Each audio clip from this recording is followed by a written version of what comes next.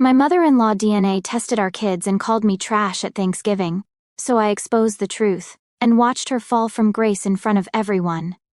This has been a long time coming, and I'm still shaking as I type this. I, a 38-year-old female, have been married to my husband Rick, a 41-year-old male, for 16 years. We have 3 children: Sophia, a 15-year-old female, Ethan, a 12-year-old male, and Lily, an 8-year-old female. My mother-in-law Diane, a 67-year-old female, has always been difficult. That's putting it mildly. She's the type of woman who believes her precious son could have done better than me because I didn't come from money like their family did. They're not ultra-wealthy, but comfortable enough that Diane has developed that particular brand of suburban entitlement that makes her think she's better than everyone else. The tension between us has always been there, simmering beneath awkward holiday dinners and backhanded compliments about my parenting, my career as a high school English teacher, or pretty much anything else she could criticize. "Oh, you still teach? I always thought you'd move into administration by now," or "Those store-bought cookies look adequate. I always made homemade treats for Richard when he was growing up." The usual death by 1,000 cuts that mothers-in-law like Diane specialize in. But what happened at Thanksgiving yesterday has forever changed our family dynamic, and I'm still processing the fallout. I never thought she would stoop so low, but I guess I shouldn't be surprised. The signs were always there, I just didn't want to see them.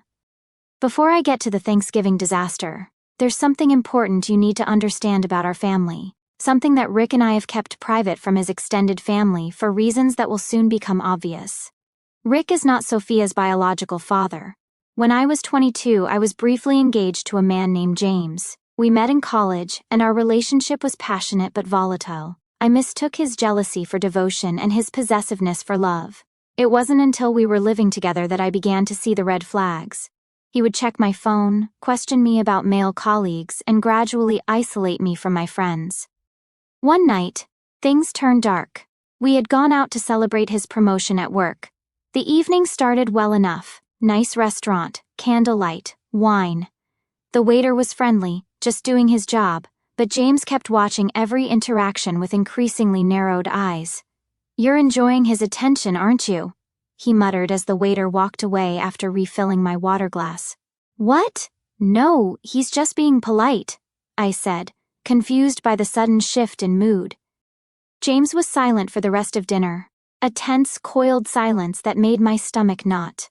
I'd seen this building storm before, but it had never been this bad. On the drive home, he recounted every smile, every thank you, every moment my eyes had supposedly lingered too long on the waiter. By the time we pulled into our apartment complex, I was apologizing for things I hadn't done. When we got inside, the argument escalated. I tried to defuse the situation, saying I was tired and wanted to go to bed. That's when he grabbed my phone, demanding to see my messages, convinced I must be cheating. When I reached for my phone, he shoved me hard against the wall. "You're not going anywhere until we sort this out," he said, his voice frighteningly calm. What followed was the longest 30 minutes of my life. He became violent, and I ended up in the emergency room with a broken wrist, fractured ribs, and bruises that wouldn't fade for weeks. The attending nurse had seen enough domestic violence to recognize it immediately and gently suggested I speak with a social worker. With their help, I pressed charges, broke off the engagement, and got a restraining order. 3 weeks later, sitting alone in a new apartment in a different part of town, I stared at the 2 pink lines on the pregnancy test, and my world shifted again. I was pregnant with Sophia. I was terrified and alone. My parents had passed away in a car accident during my sophomore year of college, and I had no close family to turn to. My brother was deployed overseas, and we weren't particularly close even before that.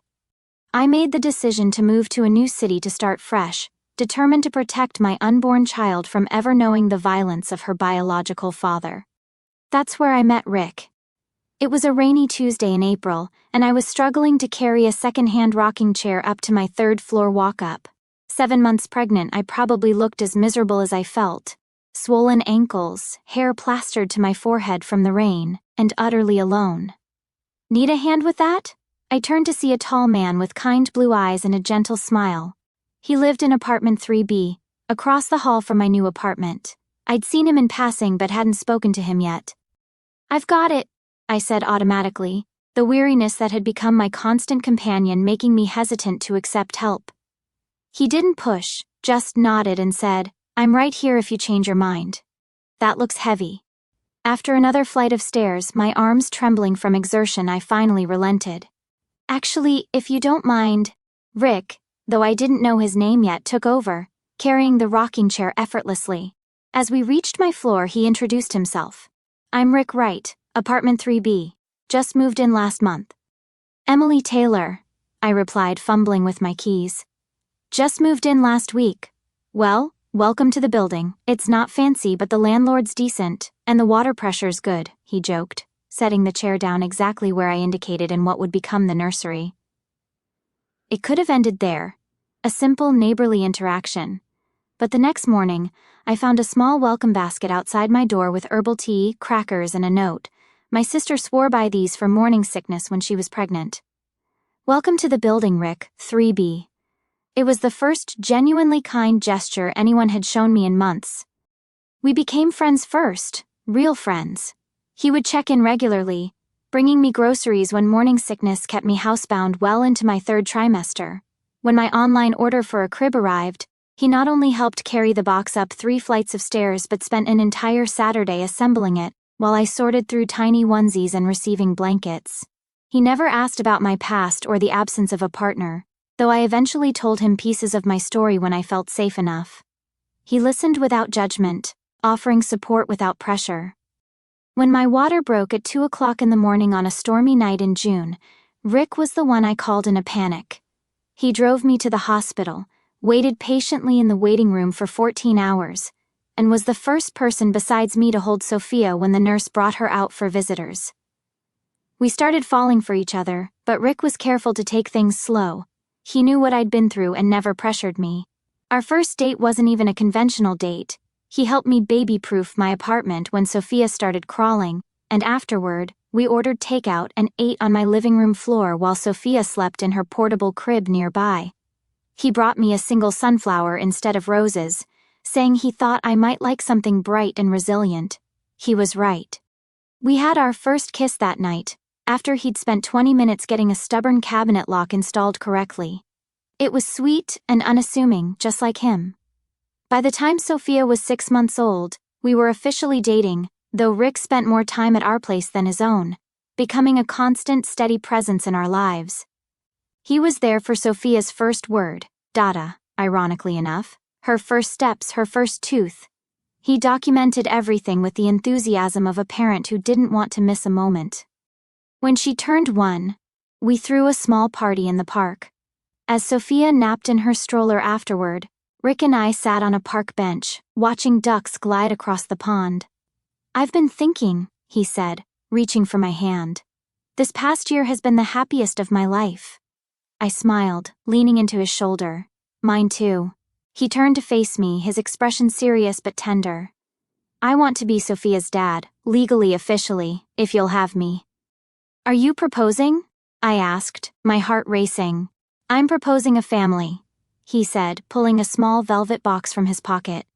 I know I didn't help create her, but I've loved her every day of her life. I want to make it official, both with you and with her. The ring was his grandmother's, a simple solitaire diamond in a vintage setting, nothing flashy or ostentatious, just timeless and genuine, like Rick himself. I said yes through tears, and when Sophia woke from her nap, Rick scooped her up and promised her he'd be the best dad he could possibly be. We were married 3 months later in a small ceremony at the courthouse, with Sophia in a tiny flower girl dress, chewing on silk rose petals. Rick's parents flew in for the weekend but flew back immediately after the ceremony due to his father's work commitments. They seemed nice enough, if a bit formal and reserved. I attributed their stiffness to not knowing us well, never imagining how Diane's attitude would calcify over the years. Rick legally adopted Sophia when we got married. We changed her last name to match ours, and he's the only father she's ever known. James signed away his parental rights in exchange for not having to pay child support. He wanted nothing to do with either of us after the restraining order was filed. Honestly, it was the one decent thing he ever did for us. We decided that when Sophia was older, we would tell her the truth about her biological father, but in an age-appropriate way. When she turned 13, we sat her down together and explained everything. She took it remarkably well, asking thoughtful questions and processing the information with a maturity that made me incredibly proud. She said that Rick was her real dad no matter what, and she wasn't interested in knowing James. What nobody else in the family knows is that 2 years ago, James died of a drug overdose in a motel room 3 states away. His sister contacted me through social media to let me know, figuring I'd want to be informed despite our history. Sophia knows this too, but we decided not to share this information with the extended family, since it wasn't their business. Rick's parents have never known about James or the adoption. They live in another state, and when they first met me, Sophia was just a baby. Rick and I decided to keep things simple, and frankly, Diane always seemed like the type to use such information against me somehow. One more crucial detail: Sophia looks a lot like me. She has my dark curly hair, olive skin tone, and hazel eyes. Rick, Ethan, and Lily are all fair-skinned with straight blonde hair and blue eyes, taking after Rick's Scandinavian heritage. Diane has made jokes about this over the years, asking if the hospital mixed up the babies when Sophia was born, or saying things like, "It's amazing how genetics work, isn't it? She doesn't have a single right family trait." We shut that down every time, but the comments never completely stopped. This year, Thanksgiving was at Diane and Frank's sprawling house in the suburbs. They'd moved from their modest ranch-style home to a 5-bedroom McMansion in an exclusive gated community last year, after Frank's retirement package turned out to be more generous than expected. Diane had spent most of our phone calls since then dropping not-so-subtle hints about their new granite countertops, sub-zero refrigerator, and the guest room that was always ready for the grandchildren, though some might be more comfortable than others, with a pointed emphasis I couldn't miss. The whole extended family was there: Rick's 2 sisters, Catherine, a 44-year-old female, and Jennifer, a 39-year-old female, and their husbands, their combined 5 children, ranging from ages 6 to 19, and Frank's brother Gerald and his wife Patricia. 17 people in total, plus us 5. Things were tense from the moment we arrived. The security guard at the gate had apparently not been given our name, resulting in an awkward 10-minute wait while Diane was contacted to authorize our entry. "So sorry," she said breezily when we finally made it to the house, though the smirk tugging at her lips suggested it wasn't entirely an accident. Good help is so hard to find these days. Once inside, Diane made a show of hugging Ethan and Lily tightly while giving Sophia a pat on the shoulder. She gushed over how tall Ethan was getting and how Lily looked just like her father, thank goodness, while barely acknowledging Sophia's new haircut or the honor roll certificate she brought to show her grandparents. I bit my tongue, as I always did. Rick squeezed my hand, his silent signal for, "I see it too, but let's not make a scene." "Sophia, why don't you take your siblings to the game room downstairs?" Diane suggested, though her tone made it less a suggestion and more a dismissal. "The adults need to catch up." Sophia, ever perceptive, glanced at me questioningly. I nodded slightly and she led the other kids away, her shoulders stiff with the awareness of being singled out yet again. "She's turning into quite the little mother hen," Diane remarked as soon as they were out of earshot. "I hope she doesn't get too attached to playing mommy. Boys don't like girls who are bossy, you know." "She's not bossy. She's responsible," Rick corrected firmly. "And she's on the honor roll again this semester. We're very proud of her." Was Diane's only response as she turned to Catherine to compliment her new highlights. The house was decorated impeccably, as always. Diane had hired a professional decorator this year, making sure to mention it several times during the pre-dinner small talk. "It's just so much easier to have someone with taste handle these things," she said, looking pointedly at the homemade centerpiece I'd brought as a hostess gift. I'd spent hours crafting it with the kids, using pine cones and autumn leaves we'd collected from our backyard. It was currently sitting on a side table in the hallway, not deemed worthy of the main dining table. Dinner started normally enough. The food was excellent, say what you will about Diane, but the woman can cook. And conversation flowed easily at first. The kids were at a separate table in the adjacent sunroom, while the adults occupied the formal dining room with its crystal chandelier and antique china that had been in the Wright family for generations. Something Diane mentioned at least twice a year. About halfway through the meal, I noticed Diane kept glancing at me with this odd smirk, the kind that made my stomach clench. She was being overly polite, which always meant trouble. When she offered me the first slice of her special pumpkin pie before serving Rick or Frank, which was unheard of, I knew something was off. Then she clinked her glass dramatically with her sterling silver knife. "I have something important to discuss," she announced, looking directly at me. The table went quiet. Even the kids in the other room seemed to sense the tension, their voices dropping to whispers. "I've been concerned for some time about something," she continued, "and as the matriarch of this family, I believe it's my responsibility to protect our family legacy and ensure the right family bloodline remains untainted." My stomach dropped. Rick frowned, putting down his fork. "Mom, what are you talking about?" Diane reached into her cardigan pocket and pulled out several folded papers. "I had some tests done, for the children's sake, of course." "What tests?" Rick asked, his voice sharpening. "DNA tests," she said calmly, as if announcing she'd ordered dessert. "I was concerned about certain inconsistencies in appearances. I collected samples from all 3 of your children last month when they stayed overnight." The room went deadly silent. I felt the blood drain from my face. "You did what?" Rick stood up so quickly his chair toppled backward, the crash echoing through the dining room. "Sit down, Richard," Frank said firmly, using Rick's full name. Always a bad sign. "Let your mother finish." Diane smoothed the papers on the table, her manicured nails tapping against the results. "The test confirmed what I've suspected for years." She turned to me, her eyes glittering with malice poorly disguised as concern. "Sophia is not Rick's biological child." All eyes turned to me. My hands were shaking so badly I had to put down my water glass before I spilled it. "How dare you?" I whispered, my voice barely audible. Then louder, "How dare you test our children without our consent?" Diane ignored me, addressing the table at large. "I always knew there was something off about her. She doesn't look like a right.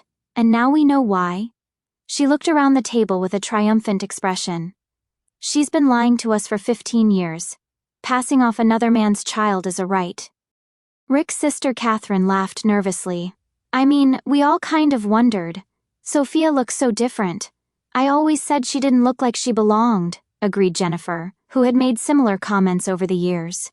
"Poor Rick," said Frank, shaking his head. "Raising another man's child all these years without knowing." "I've known from day one," Rick said through gritted teeth. The table erupted in shocked gasps and overlapping voices. Patricia, always the gossip, leaned forward eagerly. "You knew she wasn't yours? And you stayed?" "Of course she's mine," Rick snapped. "I've raised her since she was born." Diane's face twisted with disgust as she looked at me. "So, you trapped my son with another man's child. You're nothing but trash, white trash that fooled my son into raising your bastard." The room exploded with overlapping voices, some defending Diane, others looking uncomfortable but not speaking up. Rick was shouting at his mother while Frank was yelling at Rick to respect her. Gerald looked like he wanted to disappear into his mashed potatoes, and Patricia was frantically texting, no doubt spreading the drama to her own family in real time. From the other room I could hear Sophia ask, "Why is everyone yelling?" And my heart broke. I couldn't let her walk in on this. I stood up slowly, my chair scraping against the hardwood floor. The sound cut through the chaos and everyone fell silent again, staring at me. "You're right, Diane," I said, my voice surprisingly steady despite the adrenaline coursing through my veins. "Sophia is not biologically Rick's daughter." Diane's face twisted into a smirk. "Finally, the truth comes out," I continued, "and Rick has known this since before we got married. He legally adopted her when she was a year old." The smirk faltered slightly, but she rallied. "So you admit you lied to this family for over 15 years? You've been passing off another man's child as a right? Did you cheat on my son?" Something inside me snapped. Years of enduring her subtle jabs, her preferential treatment of my other children, her constant undermining, it all came to a head. Sophia is a right. Rick is her father in every way that matters. And yes, we've known all along she has a different biological father. We were waiting until she was old enough to understand before telling her, which we did 2 years ago. I took a deep breath, then delivered the blow I'd been holding back. "Since you're so interested in the truth, Diane, here it is. Sophia's biological father was an abusive man who put me in the hospital before Rick ever came into my life. I left him to protect my unborn child, and I pressed charges against him. Your son, your wonderful son that you think I'm not good enough for. He stepped up and became her father when her biological father couldn't be bothered. He chose to be her dad because that's what real men do. They don't need a DNA test to know what family means. The room was so quiet you could hear the children laughing in the next room, oblivious to the drama unfolding. And one more thing, I continued, my voice ice cold. Sophia's biological father died 2 years ago of a drug overdose in a motel room after years of addiction. So, your little DNA revelation? It changes absolutely nothing about our family. It just shows what kind of person you really are. Someone who would secretly collect DNA from children, violate their privacy, and then humiliate a 15-year-old girl at Thanksgiving dinner to score points in some twisted game no one else is playing. Diane's face had gone from triumphant to stunned. Her mouth opened and closed like a fish out of water. I was just trying to protect our family. No, Rick interrupted, coming to stand beside me. You were trying to hurt my wife and my daughter. There is no excuse for what you've done, but the family bloodline, she sputtered, is none of your business, Rick finished firmly. Sophia is my daughter, period, end of discussion, and if you ever try to suggest otherwise again or make her feel like she doesn't belong in this family, that will be the last time you see any of us. He turned to me. Let's get the kids, we're leaving. As we gathered our coats and collected our confused children, Frank followed us to the foyer. You're overreacting. Diane was just concerned about the family. She had a right to know. Rick stared at his father, disbelief etched on his face. Dad, she collected our children's DNA without permission. Do you understand how violated we feel? How illegal that is? It wasn't illegal, Frank scoffed. They're her grandchildren. Actually, I said quietly, it is illegal in this state to DNA test minors without parental consent. But we're not going to press charges if she stays away from our family. Frank's face paled. He clearly hadn't considered this angle. You wouldn't. Try me, I said, meeting his gaze steadily. Diane crossed a line today that can't be uncrossed. As we were leaving, Sophia approached me, looking worried. Mom, is everything okay? Why are we leaving early? I put my arm around her shoulders. Grandma Diane said some unkind things, sweetheart. We'll talk more at home. Diane appeared in the hallway then, her face streaked with tears. Whether from genuine remorse or being exposed, I couldn't tell. Sophia, she called. I'm sorry if... No, Rick said firmly, positioning himself between his mother and our daughter. You don't get to speak to her right now. We left, the sound of the door closing behind us with a finality that felt appropriate. On the drive home, Rick and I explained to the kids in age-appropriate terms what had happened. Sophia, mature beyond her years, took it surprisingly well. So Grandma found out you're not my biological dad and freaked out? She asked Rick.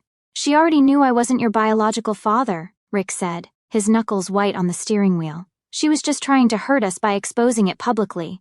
Sophia nodded thoughtfully. Well, that's stupid. Everyone who matters already knows, and you're my real dad anyway. Rick's eyes met mine in the rearview mirror, filled with tears. I reached over and squeezed his arm. But why does Grandma hate Mom so much? Ethan asked, always perceptive. Rick sighed. She doesn't hate Mom, she has certain ideas about family that are outdated, and she has trouble accepting that people might have different values than she does. She's mean, Lily declared with the straightforward honesty of an 8-year-old. She always gives Sophia the smallest piece of cake. I couldn't help but laugh at that, the tension finally breaking. You notice that too, huh? Everyone notices, Sophia said, rolling her eyes. Grandma's not exactly subtle. The conversation shifted then, with Ethan asking if this meant we could have ice cream for dinner instead of leftover turkey. The answer was yes. And Lily wondering if we could start decorating for Christmas early this year to cheer ourselves up. Also yes. By the time we pulled into our driveway, the mood had lightened considerably. We ordered pizza, built a blanket fort in the living room, and had an impromptu movie marathon. Watching my children laugh together, I was struck by how resilient they were. How resilient we all were as a family unit. Later that night, after the kids were in bed, Rick and I sat on the porch swing, wrapped in blankets against the November chill. Our breath created small clouds in the cold air, and the neighborhood was quiet except for the occasional distant barking of a dog. The string lights we'd hung along the porch railing for the fall season cast a soft, warm glow over us. "I'm so sorry," he said, his voice breaking as he stared out into the darkness. "I never thought she'd go this far. Collecting DNA from our children? It's not just crossing a boundary, it's obliterating it." "It's not your fault," I assured him, resting my head on his shoulder. "You can't control what she does." "No, but I should have set firmer boundaries years ago. All those jokes about Sophia's appearance, the way she constantly excludes her from family traditions. I kept making excuses for her behavior, thinking she'd eventually come around, that she'd see how amazing Sophia is if given enough time." He sighed heavily, rubbing his temples. "I was wrong. I've been wrong for 15 years, and Sophia has paid the price for my cowardice." "Hey," I said, turning his face toward mine. "You are not a coward. You stood up for us today when it mattered most. You chose us, chose our family, over her manipulation." "I should have done it sooner," he said. "Maybe, but you did it, that's what matters." I paused, considering my next words carefully. You know, in some ways, maybe this needed to happen. Now everything's out in the open. No more walking on eggshells, no more pretending not to notice the little digs and slights. He nodded slowly. "You're right. It's almost relieving in a weird way, like this weight I didn't even realize I was carrying is finally gone." We sat in companionable silence for a while, the swing creaking gently beneath us.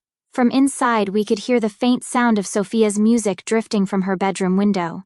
The familiar melody was comforting, a reminder of the normal, loving home we'd built despite the chaos outside it. "What do we do now?" I finally asked, voicing the question that had been hovering between us all evening. Rick took my hand, intertwining our fingers. "Now we prioritize our kids and their well-being. Sophia knows we're in her corner. That's what matters most. And my parents? They've made their choice. They chose their prejudice over their grandchildren. I won't subject our kids to that environment anymore." I nodded, feeling a mixture of sadness and relief. "I agree. I've been thinking," Rick continued, his voice thoughtful. "Maybe we should take that trip to the mountains for Christmas, like we've been talking about for years. Rent a cabin, build snowmen, drink hot chocolate by the fire, start some new traditions that are just ours." "I'd love that," I said, smiling at the thought. "The kids would too." "Then it's settled," he said. "Right Family Christmas 2, featuring all the rights, because family is who we choose, not who shares our DNA." I leaned up and kissed him softly. "I choose you every day, and I choose you," he whispered back, "and our 3 perfect children." We stayed on the porch swing until the night air grew too cold, talking through logistics for the coming weeks and months. How to handle future family events, what to tell the extended family, how to support Sophia through this new challenge. It was a difficult conversation, but one filled with love and resolve. By the time we went inside, we had a plan, united, as we'd always been. Since yesterday, Rick's sisters have both called to apologize for not standing up to their mother. The conversations were tearful and raw. Catherine called first, her voice strained as she admitted she's been afraid of Diane her whole life. Jennifer confessed she's been in therapy for years to deal with her mother's controlling behavior. Both asked if we could meet up separately from their parents, saying they wanted to maintain relationships with their nieces and nephew. "We're considering it." Frank sent a text, saying we were welcome for Christmas dinner once everyone calms down, to which Rick responded with a simple, "No." Diane has called 17 times. We haven't answered. This morning we received an email from her with the subject line, "I was only trying to protect the family." Rick deleted it without reading it, then blocked her number on all our phones, including the kids. We're spending the rest of the weekend as a family, our real family, watching movies, eating leftover pizza, and playing board games. Sophia asked if she could invite her best friend over, and we said yes. Life goes on. I don't know what the future holds for our relationship with Rick's parents. Part of me thinks this was a final straw after years of microaggressions and boundary violations. Another part of me recognizes they're still the kids' grandparents. and completely cutting them off might not be the right answer long term. But for now, distance seems necessary for our family's healing.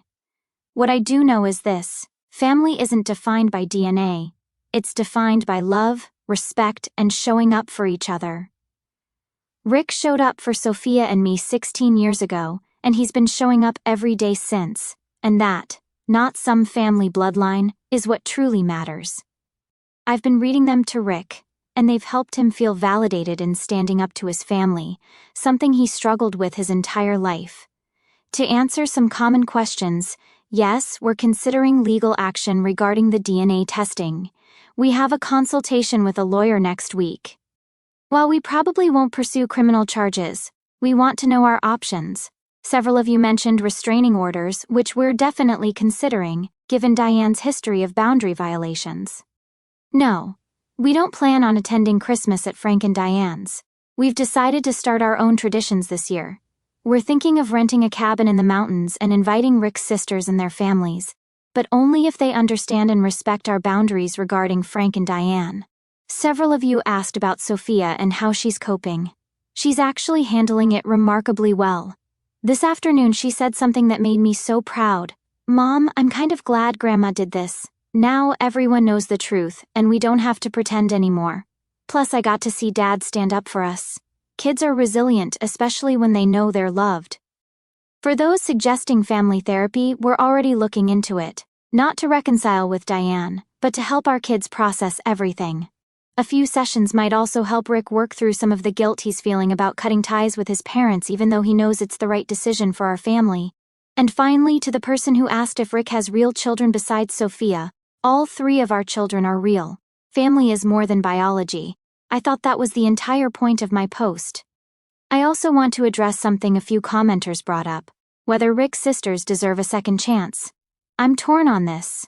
On one hand, they've been complicit in Diane's behavior for years. On the other hand, they've both reached out to apologize and seemed genuinely remorseful. Catherine sent Sophia a beautiful text message today, telling her how proud she is to be her aunt and how much she loves her. Jennifer has invited Sophia to stay with her for a weekend in the city next month to attend a Broadway show. Something they've been planning for months. So for now, we're cautiously maintaining those relationships while establishing clear boundaries. Many of you asked what kind of grandmother would DNA test her grandchildren without permission. I wish I had a logical answer, but I don't. Diane has always been controlling and status conscious. I think in her mind the Wright family name carries some kind of special significance that must be protected. It's ridiculous, of course. They're upper-middle-class suburbanites, not royalty. But in Diane's world, appearances are everything, and Sophia has always been a visible reminder that her perfect son made choices she didn't approve of. What's ironic is that if Diane had simply accepted Sophia from the beginning, we probably would have told her the truth years ago. But she showed us who she was through her behavior, and we protected our daughter accordingly. I don't regret that for a second. To clarify for those asking, yes, Sophia knows everything about her biological father, including his death. We've always been honest with her in age-appropriate ways. She's been in therapy since we told her the full story at 13, and her therapist says she's processing it all in a healthy way. Sophia actually said yesterday that she's grateful to have a dad like Rick who chose to love her, rather than being stuck with a biological father who was abusive. A few people have asked why we didn't tell Rick's family the truth from the beginning. Honestly, we considered it many times over the years, but every time Diane made one of her jokes about Sophia looking different or not being a real Wright, it reinforced our decision to keep the information private. We were protecting Sophia from exactly the kind of reaction that ended up happening anyway. The difference is that now she's old enough to understand and process it, rather than growing up feeling less than because of something beyond her control. I've read every single comment, all 30,700 of them, wow, and I'm overwhelmed by the support. For those concerned about the legality of DNA testing minors without consent, it varies by state, but in many places it falls under laws regarding unauthorized genetic testing or invasion of privacy. We've spoken with a lawyer who confirmed we have grounds for action, but we're still deciding if we want to put the kids through that process. For now, we're focusing on healing as a family and establishing new boundaries with Rick's relatives. Many of you have shared your own stories of family estrangement or complex family dynamics, and they've been both comforting and illuminating. It helps to know we're not alone in choosing family peace over family obligation.